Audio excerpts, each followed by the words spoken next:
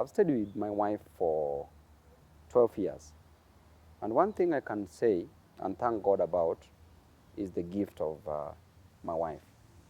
I got a very good woman. I was a very lucky man. A woman who's so loving, beautiful at heart, also beautiful physically, very religious, a saved woman. Whenever I used to drink long ago, she used to pray for me. So mimi niko kwa baa, yeye ananiombea. But God answered her prayers and I stopped alcohol. But the secret to a happy marriage is very simple. Number one, you must be compatible. You must communicate. In a relationship, you must communicate. Then rise above petty issues. Very important, put God first. I pray with my wife daily in the morning and in the evening before we sleep. We kneel down, we pray. Because we make God be the leader of that family, be the leader of that house. And date. Like the first day you met your boyfriend or your girlfriend, date that person. Treat that person the same way. You don't need to go to expensive hotels. You can go anywhere in any kibanda. You can travel anywhere. Discuss issues affecting your lives. Discuss short-term goals in your family, middle-term goals, medium-term goals, and then long-term goals in that family. Be guided by goals and vision in a family and love in that family. So you date. Take your spouse, your girlfriend, your boyfriend for a movie. Travel. Go do breakfast somewhere, lunch somewhere, dinner somewhere. It doesn't need to be expensive, but that element of time is very, very important. Then rise above petty issues. Whenever you see yourself you want to exchange, just avoid it. Be the bigger person. One partner must be the bigger person to rise above it. And then, very important also, you must really make love as frequent as possible so that you avoid temptations outside there for both the partners. So marriage is very easy. People always say, they're in hell when they are married. But the first day they were meeting, they were so much in love. Then you wonder why these people changed along the way.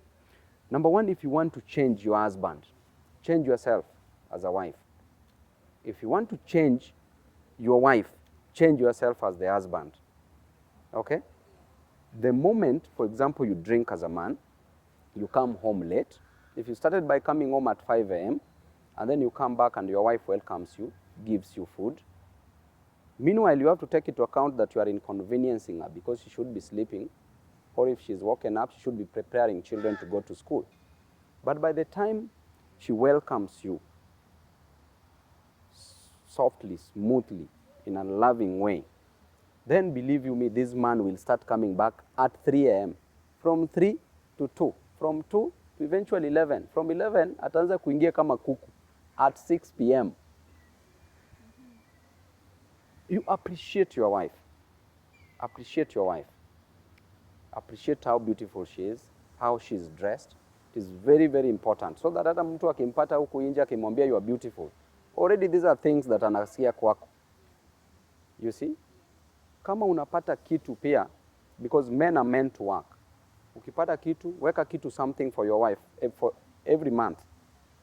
At least ataenda salon, kama kuna gari ataweka fuel, kama kuna friends ata entertain those friends of hers. At least she has something. Anaweza nunua airtime because a man is supposed to provide. So as a man, at least every month, wekea bibi yako kitu.